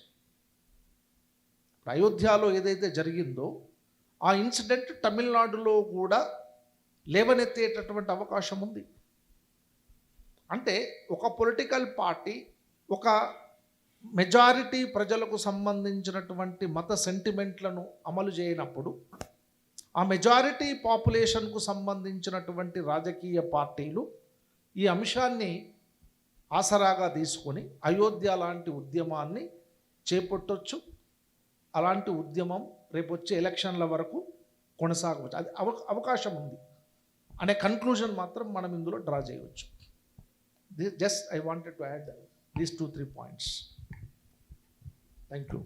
So, before winding up the session, would like to add few keywords that were already discussed. So sir has mentioned religious pluralism, cultural and with respect to secularism we have this principal distance and absolute distance keywords which are important. And for most important aspect is the historical context of this issue. Okay, why it is compared with the Ayodhya in the media and the mainstream media. And with respect to impeachment as well, sir has mentioned 2 articles, Article 124 and 270, on the grounds of misbehavior and incapacity. And next, మన ఇంపీచ్మెంట్కి సంబంధించిన కొన్ని examples తీసుకున్నారు. అసలు ఏ ప్రాసెస్లో చేయొచ్చని, ఏదైనా corruption allegation ఉన్నప్పుడు రీసెంట్గా వచ్చినటువంటి ఢిల్లీ హైకోర్టు జడ్జిది ఈ ఎగ్జాంపుల్స్ జస్ట్ లైవ్ టెస్టిమోనియల్స్ లాంటివి కొన్ని. వీటితో పాటు ఇంకొకటి ఏమన్నా సమ్ ఒపీనియనేటెడ్గా ఉంటే there were many judgments based with respect to these religious aspects. So Sabarimala temple entry movement జరిగింది. అందులో ఉమెన్కి ఎంట్రీ ఉంటుందని జడ్జి ఎప్పుడైతే చెప్పారో అప్పుడు జడ్జిని మరి ఇంపీచ్ చేయాలి అని పాటికి అందరూ కలిసి ప్రొటెస్ట్ చేయాలి. యాక్చువల్లీ అవ్వలేదు. సో మరి ఏం ఇన్ఫ్లుయెన్స్ డ్రా చేయొచ్చు. అండ్ సెకండ్ పాయింట్ అంటే జడ్జి ఇచ్చిన జడ్జిమెంట్ని మనం శబరిమల టెంపుల్ ఎంట్రీ విషయంలో అలా చేయొచ్చు కదా సార్. యాక్చువల్లీ ఇదొక మంచి తర్కం అనేది. సెకండ్ పాయింట్ ఏంటంటే ఇప్పుడు నేరుగా స్టేట్ గవర్నమెంటే చీఫ్ మినిస్టరే ఇలాంటి యాంటీ కాన్స్టిట్యూషనల్గా వెళ్ళాడు కాబట్టి ఇంకా గవర్నమెంట్ దీన్ని కంటెంప్ట్ ఆఫ్ కోర్టుగా మన కోర్టు కంటెంప్ట్ ఆఫ్ కోర్టుగా అంగీకరించి యాక్చువల్లీ కొంతమందిని మ్యాజిస్ట్రేట్స్ని 3 months ఇంప్రిజన్ చేశారు సార్. మీకు ఎవరిని మ్యాజిస్ట్రేట్ అంటే డిస్ట్రిక్ట్ మ్యాజిస్ట్రేట్స్ అంటే ఎవరు కలెక్టర్స్ని కోర్టు ఇచ్చిన ఆర్డర్ ఇంప్లిమెంట్ చేయలేదని ఎంతోమందిని, సిరిసిల్ల కలెక్టర్ని కూడా ఇప్పుడు 3 months ఇంప్రిజన్ చేశారు. తమిళనాడులో ఒకసారి. సో ఇలా ఇంప్రిజన్ చేయడానికి కూడా అవకాశం ఉంటుంది కలెక్టర్స్ కనుక ఇంప్లిమెంట్ చేయకపోతే. సో అందులో it is an incompetitive execution of the executive wing అని అక్కడ చూస్తే. ఇంక థర్డ్ ఆస్పెక్ట్ ఇలాంటి రిలీజియన్లో ట్రిపుల్ తలాక్ జడ్జిమెంట్ వచ్చింది. ట్రిపుల్ తలాక్ జడ్జిమెంట్లో కూడా మరి ఇంపీచ్ చేయాలి అని పాటికి వేయలేదు. సో ఇలా ఇంపీచ్మెంట్ అనేది it is absolutely unconstitutional and it is undermining the judicial sanctity as well, not only independence. So this is the final point. All the very best and thank you sir. So next week we'll have a topic on Viksit Bharat, G. Ramji, in the context of rural development నేపథ్యం. ఈ మన్రేగా అనే చట్టం రద్దు చేసి మన్రేగా మర్గయ జీరామ్జీ అనేది కొత్తగా వచ్చినటువంటి చట్టం కాబట్టి ఈ చట్టం మీద ఒక ప్రిలిమ్స్లో మినిమం ఒక క్వశ్చన్ వచ్చే అవకాశం ఉంటుంది. దాని మీద నెక్స్ట్ వీక్ ఏ స్కీమ్ అయినా మెయిన్స్లో కంపల్సరీ గతిశక్తి స్కీమ్ మీద వచ్చింది సార్. ఇది మెయిన్స్లో వచ్చే అవకాశం ఎక్కువ కూడా ఉంది సార్ ఫిలిమ్స్తో పాటు. So KP sir especially governance subject కాబట్టి expertised. So please attend the session. All the best.